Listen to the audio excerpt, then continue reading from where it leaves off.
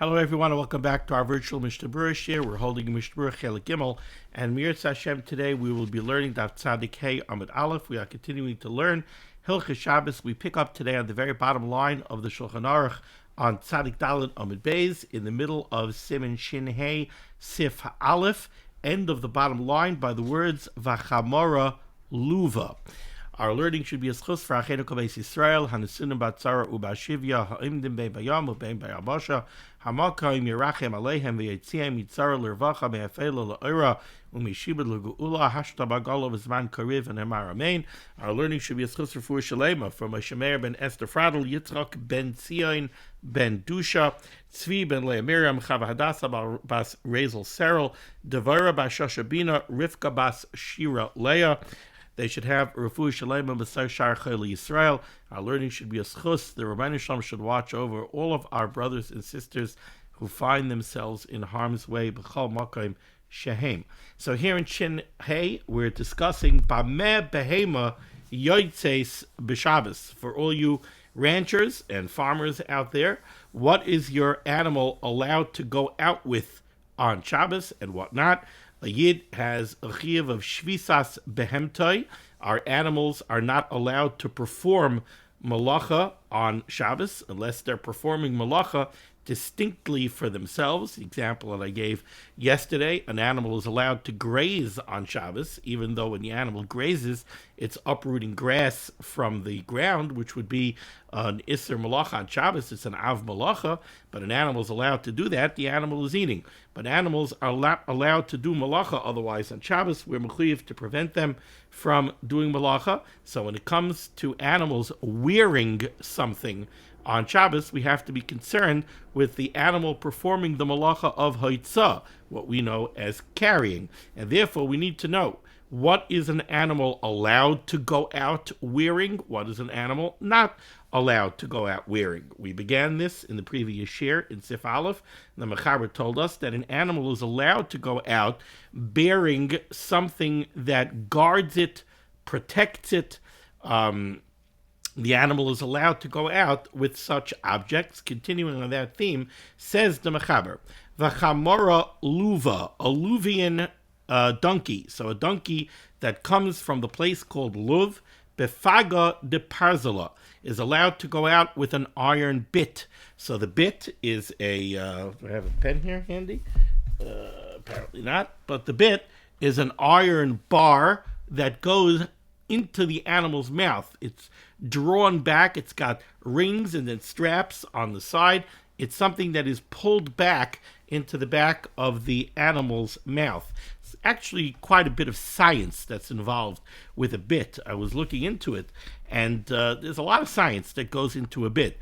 How the bit should be shaped, exactly where it should be placed, what the bit should put pressure on, what the bit should not put pressure on, the various pressure points in the animal's mouth. Believe it or not, there are, I was reading this, I think was specific by a horse, but when a horse has a bit, depending on where the bit puts pressure on the back of the animal's tongue, the nerves over there actually send messages all the way down to the horse's pelvic muscles and causes tension. So it's not just, we think of it just as a bit in the back of the animal's mouth, and when you pull on it, it bothers the animal in the mouth. No, it's a lot more than that.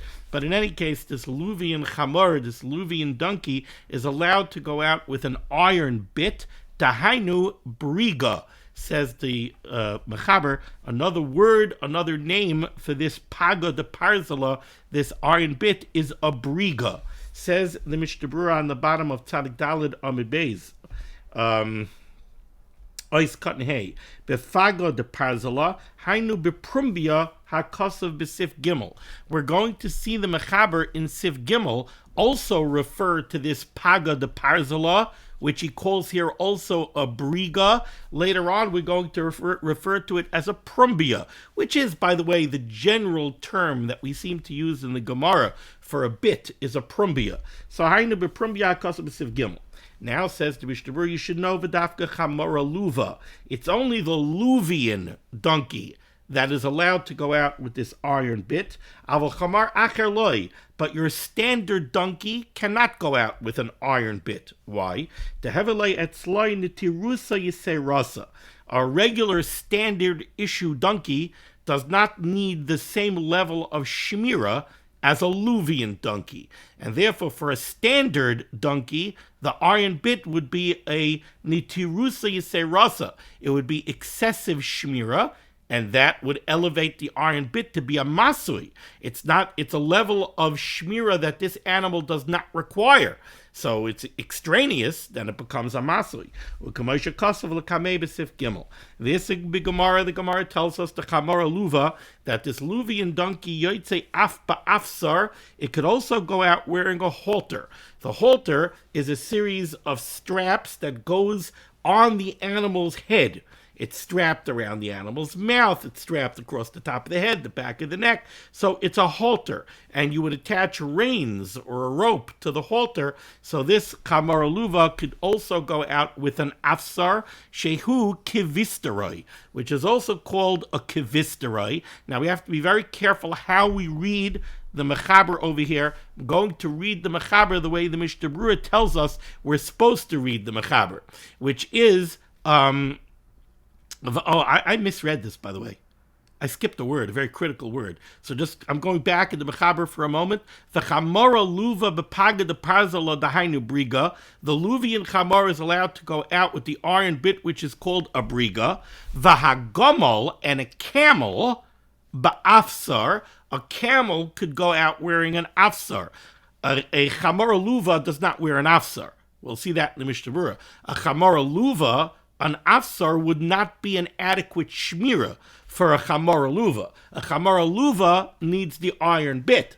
V'hagamol, but a camel, ba'afsar, a camel could go out with the halter, shehu kivisteroi, which is also called a kivisteroi, upered v'chamor, and also a mule and a donkey.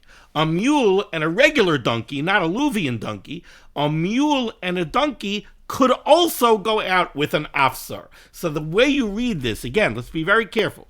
The way you read the Mechaber here is, V'hagamol, a camel, could go out but an afsar shu kivisteroi, with a halter which is called a kivisteroi, upered v'chamor, and a mule and a donkey could also go out with an afsar, which is a halter. And then there's a period, then there's a comma, or a period, after the word v'chamor. Let's see the Mishnah Berurah here. Mishnah Berurah is cotton vav, hagamol ba'afsar.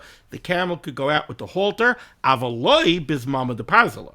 But a camel cannot go out with a zmama de parzala, which was the iron ring in the nose, shehuloi shmiri yisera, because a zmama de parzala would be a very excessive level of shmira for a camel, or for a mule, or for a standard donkey, and therefore it would be considered a masui, because it's too much. Ubepaga de parzala, how about an iron bit? We saw that a Luvian donkey is allowed to go out with an iron bit. How about a camel? How about a mule? How about a standard donkey? Is an iron bit considered a tirusa yiserasa? Remember, we learned yesterday that we don't have to be very nitpickety. An animal is not allowed to go out with an excessive type of shmira, only if it's very excessive. It has to be harbe yeser. It has to be very much excessive above what it needs. So what the Mishnah Berurah is telling us over here is like this. We learned in the previous year that a naka, which was, we said, a white female camel, which is a very powerful animal.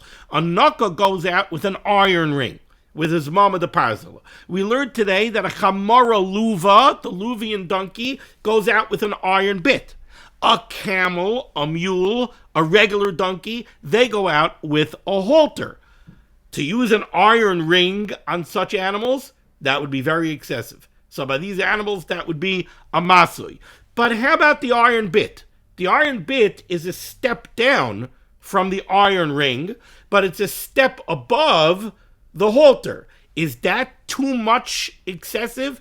Is that so much excessive that it would be considered a masli? Says the Magen Avram, ubepagid the parzala. When it comes to the question of an iron bit on such animals, the Magen Avram is mistapik. Ubepagid the parzala mistapik among Magen Avram. He has a suffix. Taz pasak le'iser. The Taz says it would be usher for such animals to go out with the iron bit. Eis katan zayin. U pered v'chamor. Sarach loymar. The way this is supposed to be read, says the Mishnah Berurah, v'chein pered v'chamor.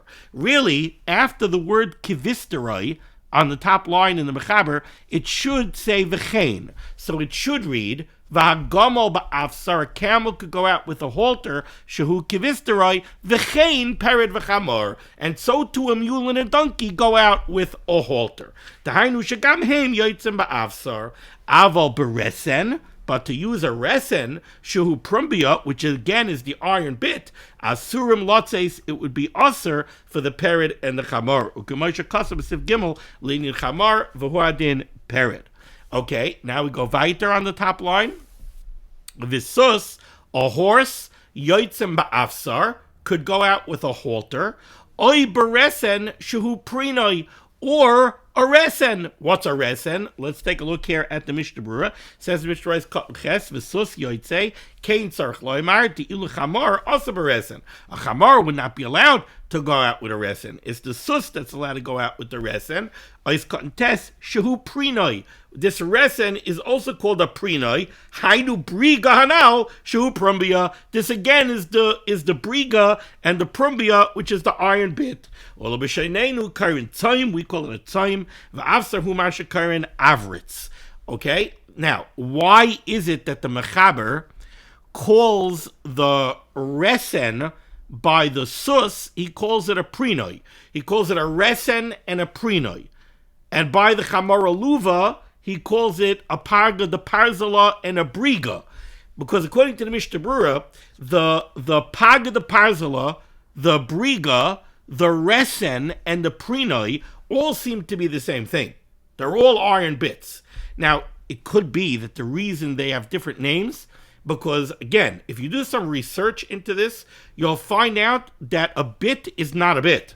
There's 10 different types of bits, depending on the anatomy of the mouth of the animal and the different pressure points and the nerves, etc., etc. So it could be that, to a layman, these are all iron bits. But to a rancher, there's an iron bit that's designed for a horse. There's an iron bit that's designed for a chamora luva. There's an iron bit that's designed for other animals. So it could be that the iron bit for the chamora luva is called a paga de parzala or a briga. The iron bit that's made for a horse is called a resen and a prinoi. It's not called a paga de parzala and a briga. Why? Because it's shaped differently. It's made a little bit differently, even though they're both metal bits. Okay, going weiter. So the Mechaber said that the horse, the sus, is yoitzim ba'afsar with a halter, oi beresen shu prinoi, or the bit that's called a resen or a prinoi, avaloi b'shneim. But the animal can't go out with both the bit and the halter. Says the Mishnah Berurah, ois katan yod avaloi b'shneim tadai lo be'echad. Because to go out with both would be excessive. It doesn't need both. It only needs one. So then the second one becomes a masui. But if it's a wild animal, and it's not going to be sufficiently guarded using only one, so then then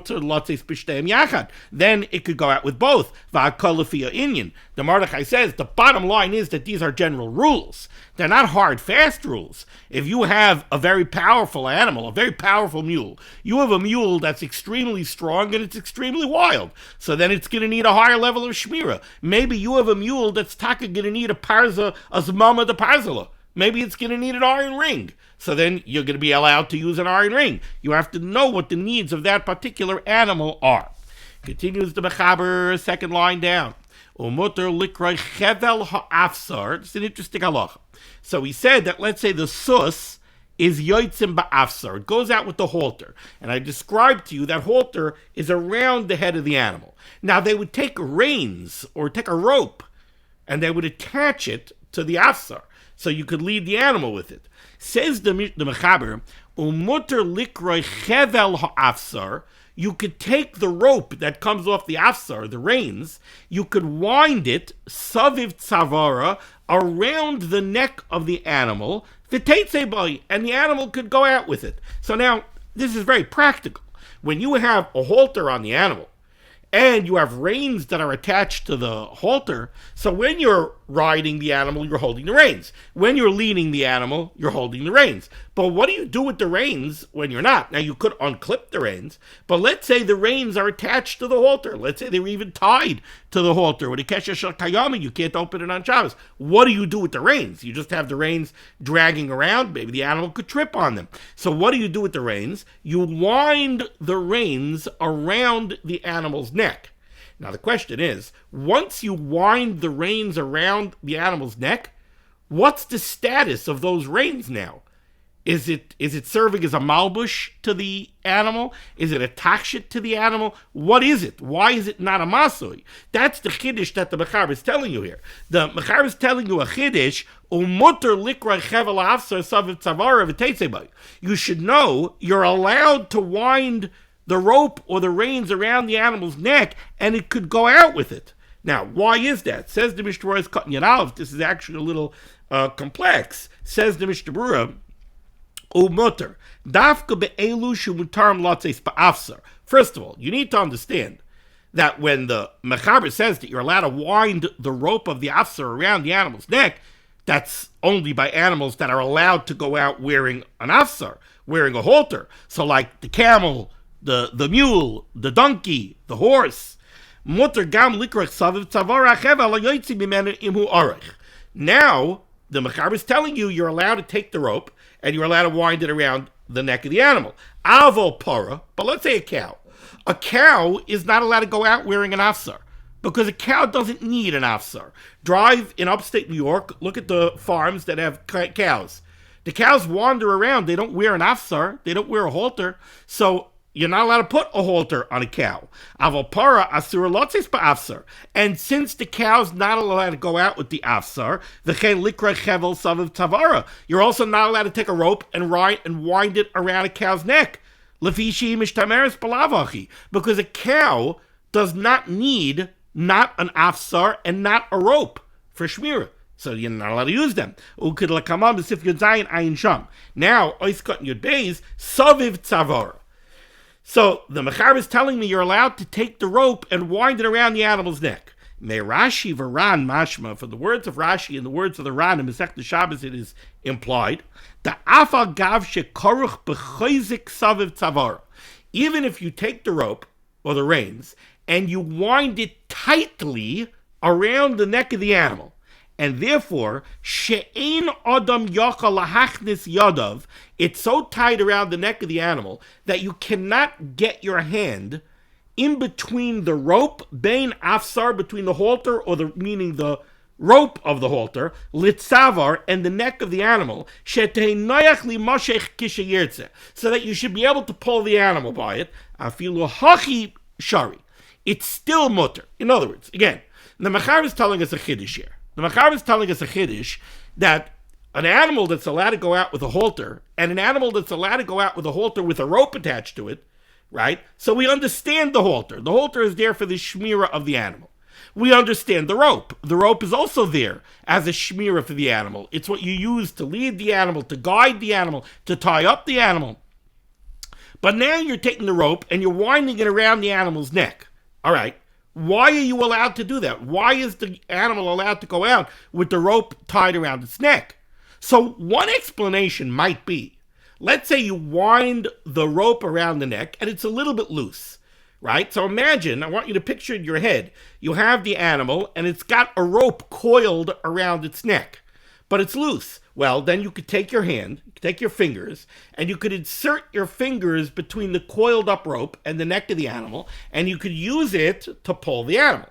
So now the rope is a handle. The rope is something by which you could grab the animal and pull the animal. So that I would understand. But says the Mishnah Berurah from Rashi and the Ran, it's mashma that it does not have to be loose. It can even be tight. Now, if it's tight, you can't get your hand in there. If you can't get your hand in there, it's not serving a function of a handle that you could pull the animal by. Says the Mishnah Berurah, afilu hachi shari, it still would be mutter, mishum dihi noi, because it's pretty. It's something that beautifies the animal. Now, says the Mishnah Berurah, hold it, wait a second. V'afagav dechol noi aser, even though we said this already in the beginning of the Siman, that noi, beautification of the animal, does not allow you to have the animal carrying something. It's not like a person. A person is allowed to wear jewelry. Of course, we have the gzeres of Dilma Shalfa, Machavia, etc., etc. But we have the concept of a takshit, where something that adorns the person you're allowed to wear. But we said that doesn't apply to an animal. It's something that's a noi for the animal's not allowed to wear. So v'avagav dechol noi aser v'chanal b'reish hasif, like we said in the beginning of the sif, ukid l'kamam b'sif sif yod zayin, and we're going to expand upon that rule in sif yod zayin. Hainu dafke b'noi dalav urche b'choil. But we're going to see that that's only true when it's a type of beautification of the animal that you don't typically do during the week. La'afuke davar shederech kol adam lasis kein b'choil l'noi l'behema lav masayu. But something that is generally done even during the week, it's something that's typically done all the time as a noi for the animal, that's taka not considered a masui. And that would be this rope. It is typical that when you have the rein or the rope attached to the halter, when it's not being used, you wind it around the neck. And I guess you wind it around the neck in a way, like, I don't know, if you braid it up or you do it neatly, whatever it is, but it's a noi for the animal, and it's urche during the week, and therefore it's mutter on Shabbos. That's Rashi and the Ran. Avala Toisvis, but Toisvis, the Ched Rabbeinu Yerucham Sfir, who they hold, the noi aser b'chol inyan. Toisvis and Rabbeinu Yerucham hold that noi for the animal is always a masui, it's always aser. So then how do you explain over here that you're allowed to wind the rope around the animal's neck? According to Taisus and Rabbeinu Yerucham, you have to taka say that when the Makaber says you could wind the rope around the neck, that's only true if it's loose. Umikri l'shmira, and now it's called something that's a shmira for the animal, because you could use it as a handle and grab onto the coiled rope when the animal tries to run away. Certainly, if a little bit of the end of the rope is sticking out, then certainly it's mutter, because you could grab hold of that. The Bach Pask is like Taisus l'chumra. So again, we had the Mechaber. The Mechaber says you have a rope coming off of the halter. You're allowed to take the rope and wind it around the animal of the neck. Turns out that it's a machlokes rishonim. According to Rashi and the Ran, you could wind it even tightly around the animal of the neck. Why? Because according to them, what's the heter that allows the animal to go out with the coiled rope? The heter is that this is considered a noi for the behemoth. It prettifies the animal. We learned that noi for a behemoth is aser. According to Rashi and the Ran, that's only if it's a type of noi that you don't typically do during the week. But a type of noi that you typically do during the week is mutter. And this is a type of noi that people typically did during the week. According to Taisus and Rabbeinu Yerucham, they say no. Noi for an animal is always aser, even if you typically do it during the week. So why is this mutter? It's because you're doing it loose. And since you're doing it loose, you could get your hand in there and you could grab hold of it. So now it's considered a shmira for the animal. But if it was tight, it would taka be awesome. Continues the Mechaber. Third line down. Umutter l'taltal ha'afsar. You're allowed to handle the halter of the animal. It's not muktzah. You're allowed to handle it. V'litnai aleha. And you're allowed to put it on the animal.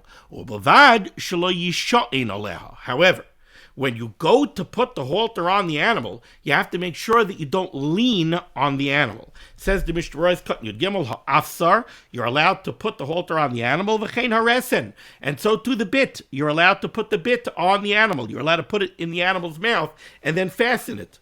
The muchad hu lebehema ve'ena muktzah, because since the animal is allowed to go out with it, so it's not muktzah, it's not something that's set aside from Shabbos use, It's muchan. It's prepared for Shabbos use. So it's not muktzah, and you're allowed to be metaltalid, and you're allowed to put it on the animal. However, the Mechaber said, Ubelvad, ois kat yudalid, shalo yishayin aleha, you have to make sure that you don't lean on the animal when you put it on. What the Mechaber wants to say is, Kishanoisid b'roisha behema, when you're busy putting this halter on the animal's head, yizayir, you have to take care, shalo yishayin b'roisha, that you don't lean your weight on the head of the animal, or the body of the animal. But the problem is you're dealing with the animal's head. Make sure you don't lean your weight on the animal's head. Because if you support yourself by the animal, you're using a balchai. You're using an animal on Shabbos, which is osir. It's exeret d'Rabbanan. If you use an animal, you might come to cut a branch off a tree and use it as a switch to hit the animal to make it go. Now we move along to Sif Beis, 3 lines down near the end of the line, says the Mechaber. Im kashar chevel befi hasus, if you just take a rope and you tie a rope in the mouth of the animal. So you want to fashion a very rudimentary type of rein. So I guess you're going to make a loop and you're going to put it into the animal's mouth and tie it, and you want to use it that way. Im kashar chevel befi hasus, hareza masoi. That rope is going to be considered a masoi, a burden for the animal, and the animal's not allowed to go out with it. Why? Because it's not sufficient to protect the animal. And since it's not sufficient, it's not performing the function of shmira. And if it's not performing the function of shmira, it becomes a masoi, and it is asur. Says the Mishnah Berurah, ois katan tes vav, levi she'ein mishtar maboy. Why not? The nishma tumi piv, because this rope will very easily slip out of the animal's mouth. It is not a good shmira. V'loy dami la afsar, and you can't compare this to a halter. Shekosher b'roishay ve'enoi nishmat. The halter is tied around the animal's head. That is affixed firmly into place. We don't have to be concerned that it is going to fall off, and therefore it is not a masoi. It's there for shmira, and it is mutter. Says the Mechaber 4 lines down, Sif Gimel. Lot says chamor b'prumbia, for a regular standard issue donkey, not a chamor luva, not a Luvian donkey.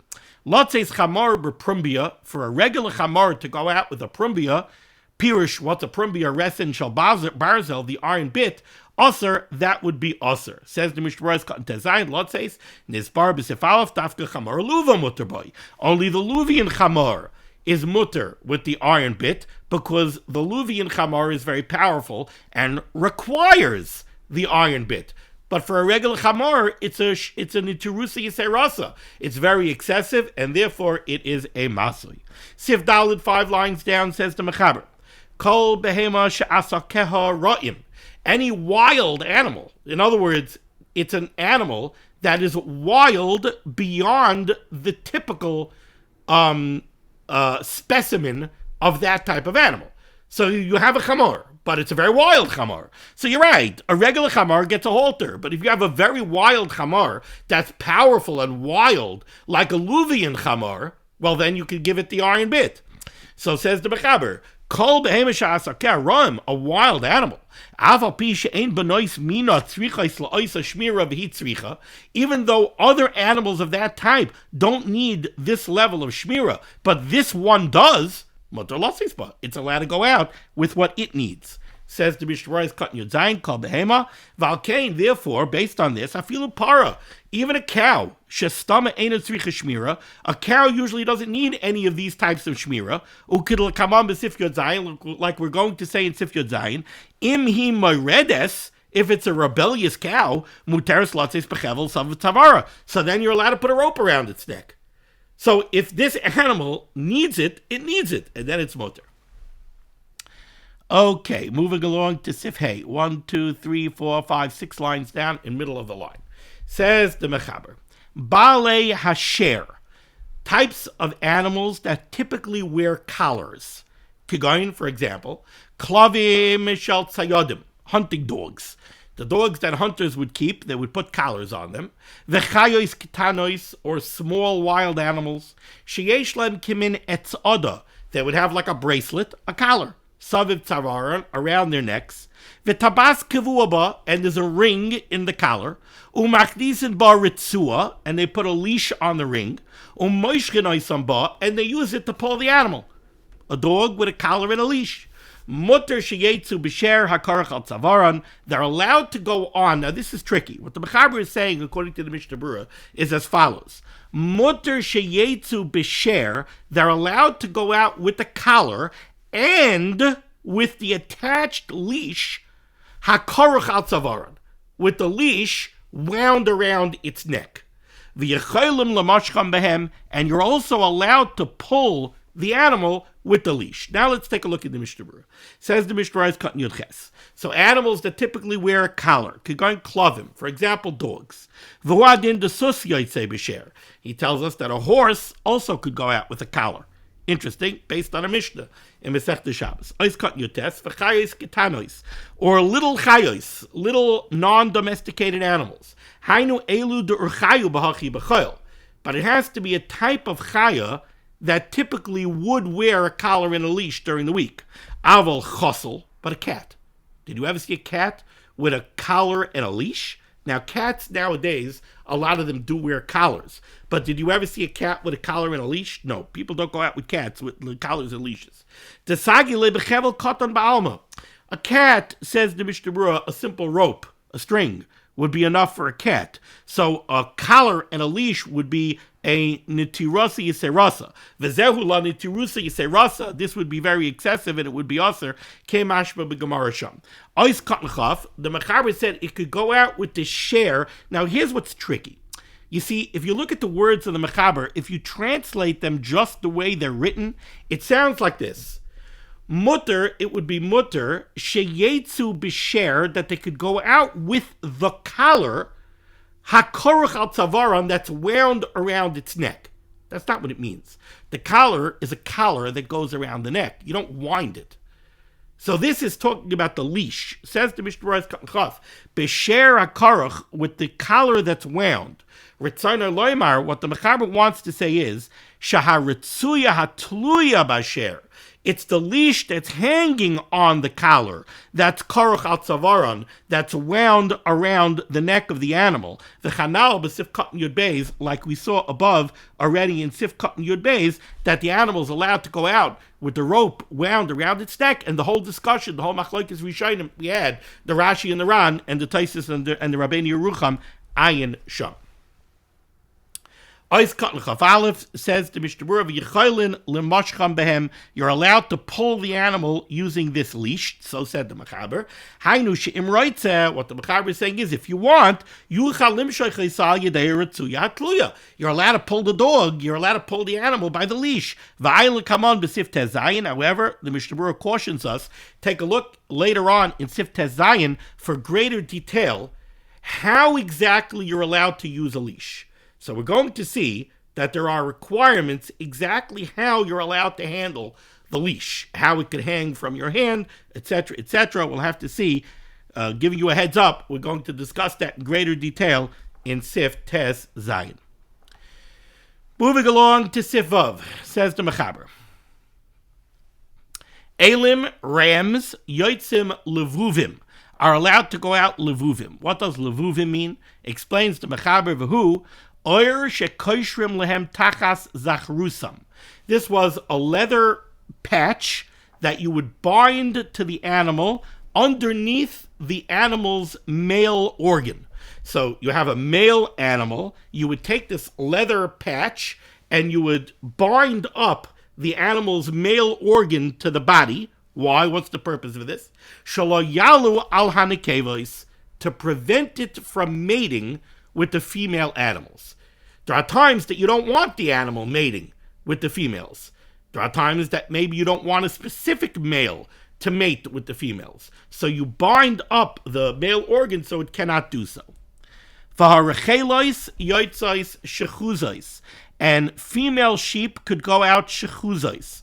What does shechuzos mean? Says the Mechaber. V'hu shekoishrin al yosan klape mala. This is when you would take the tail, lift it up and tie it around the top of the animal's body for the opposite reason. Kedei sheyalu alein hazachorim, because you want to expose the mokom nakvus of the animal so that a male animal should be able to easily mate with the female. The yotzais kivunois, and the animals could go out kivunois. What does kivunois mean?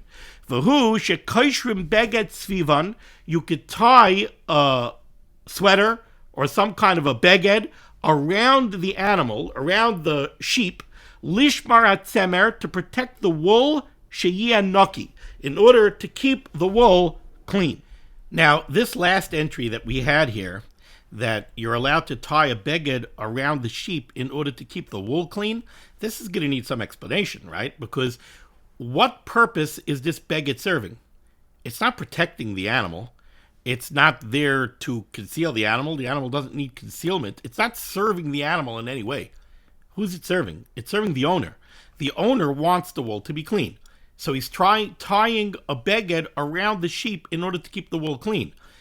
And we're allowing the animal to go out with it, which means that this is being considered a malbush for the animal. So we're going to have to explain this, but let's go weiter first. Continues the Mechaber, V'ha'izim, goats, could go out serurois. They could go out bound. What does that mean? Explains the Mechaber. V'hu shekoishrim roshe dadehen. They would tie some kind of a beged over the tips of the female animal's udders. Why would they do this? So the truth is, the Mechaber says they could go out like this. Now the Mechaber is going to say, but it depends why the owner is tying these patches over the udders of the animal. V'davka kishekoishrim lisam kedei sheyitztamku dadein v'loy yachlevu. This is only allowable if the reason the owner is doing it is because he wants to bind the udders, and somehow that would stop the animal from producing milk. So that's what the owner is doing here. He's stopping the animal from producing milk. Now, why is he stopping the animal from producing milk? It could be because he wants this female animal to be able to conceive. And as long as the animal is producing milk and nursing, it won't conceive. So he wants to bind up the udders so that the animal should stop producing milk. Now the animal could conceive. In that case, the animal is allowed to go out with this beged. Da'oz mihadik shapir. If that's why he's doing it, he's going to bind it on tight. And since it's bound on tightly, we don't have to be concerned it might fall off, and he might come to carry it in Rishus Harabim, not the animal. We're afraid that if the animal is in Rishus Harabim and this beged falls off, the owner might carry it in Rishus Harabim. Avalim koshar kidei lishmar chalavan shelo yipol la'aretz. But let's say he put this beged on the udder of the animal, not to prevent it from producing milk, but just to catch the milk. He doesn't want milk coming out of the animal's udder and falling to the ground. So he's putting it on it to catch the milk. Then osir. Then it's osir for the animal to go out. Why? Deloi mihadik shapir. Because when you put on a patch in that way, you don't tie it on firmly. Why? Because if you tie it on firmly, you're going to stop the animal from producing milk. You don't want to stop this animal from producing milk. You want it to produce milk. Why are you binding this cloth on? Because you want to catch the milk. So you're going to keep it loose. So then there's no gzera that you might come to carry it. Now the Mishnah Berurah is going to point out, one thing is clear though. If not for the problem that we're worried that it might fall off and you might come carry it, to tie something onto the animal to catch milk would be mutter. Now here again we have the same issue. This is very interesting. That beged is not serving the animal in any way. It's serving the owner. And yet it would be mutter if not for the fear that he might come to carry it. So again, we'll have to explain this. Okay, so we've seen a lot here in Sivav. Let's dive into the Mishnah Berurah. But before we see the Mishnah Berurah, because the first Mishnah Berurah that we're going to do over here is Eis Katan Chav Beis, which is Roshe Dadehen, which is referring to that beged that you put onto the udder of the animal, and it depends why you do it. But before we get up to that Mishnah Berurah, let's just review very quickly what we've seen over here. So he said that rams could go out with something bound over the male member so that it should not mate with the females. The females could go out with something tying their tails up so that the males can mate with them. Now, in those instances, the animal is being served by this kind of beged. So that's a little bit easier to understand. The female sheep, we said that we took care of that. we're allowed to have a beged tied around the sheep to protect the wool. That we're going to have to explain. The goats could go out with something on their udders. So now let's go into the Mishnah Berurah's Katan Chaf Beis. Roshei Dadein, Bishvil HaChalav K'moshe Yispar. The reason you're tying something onto the udders, the Mechaber explained. V'tam kol elu. Says the Mishnah Berurah. Why are all these things mutter? Says the Mishnah Berurah. Da'af al pi she'ein nasim lehem l'shmira shaloi levrayach. Even though everything that we've listed here in Sivav is different than what we've seen in the rest of the Siman. So far, from the beginning of Siman Shin Hey until Sivav, we were talking about items that the animal is allowed to go out with because these items serve to protect and guard the animal, like leashes and rings and halters, etc., etc. Not so these things. These things aren't made for the shmir of the animal. Nevertheless, says the Mishnah Berurah, Kevin shenasin l'shmiras gufan, since all of these items serve the body of the animal, l'shamra mipnei atzar shaliyu mukhoshim, either to protect them from getting weak, oy mipnei tzamron ubriyusam v'toivasam, or to protect their wool or their health or their quality of life, toivasam, their ability to mate, or to protect them that they shouldn't mate when they're not supposed to mate, etc., etc. Hevelu kamalbush la'adam. It's similar to the malbush by a person. V'loy lamasahu lehem, so they're not considered burdens for the animal, mutar l'asispan, and they're allowed to go out with them. So the Mishnah Berurah is trying to explain how all of these things are considered malbushim. And then the words of the Mishnah Berurah seems to be saying that all of these items serve the animal in some way. And now he lumps in there the beged around the sheep that protects the wool. Oymipnei tzamron, for the wool. Now the problem is that, again, when you put a beged around the wool to protect the wool from getting dirty, the sheep doesn't care if its wool is dirty. It's you, the owner, who cares if the wool gets dirty. So there's a very interesting Rav Moshe, Zechet Tzaddik Kosher Vracha, in the Dibros Moshe, has ha'aris. In Siman Mem Gimel, in the Dibros Moshe, he has a list of ha'aris. He has a list of interesting points that he makes on this parak. And he speaks about this. And Rav Moshe makes a very fascinating point. He says that there's a great difference between what's considered a beged for a person and what's considered a beged for an animal. A person requires clothing. A person needs clothing to protect himself. We weren't born with wool. During the summer, during the winter, we need to wear coats. We need begadim. And our begadim are there to serve our body. Therefore, when it comes to Hilchos Shabbos, and we try to ascertain what's considered a beged that we're allowed to go out with and what's not considered a beged that we're not allowed to go out with, the bar is, does it conceal the body? Does it protect the body? Does it serve the body in some way? If it fulfills one of those purposes, it is a beged. But what if we wear something that does not serve our body? And we had an example of this earlier. What if you wear something that you're wearing to protect your other begadim? You're wearing something so that your clothes shouldn't get dirty. Well, that, kalatsule mitinuf, we said is not a beged. Why? Because it's not serving the body. The bar to become a beged for a person is it has to serve the body. It can't be serving his clothing. The bar by an animal is different.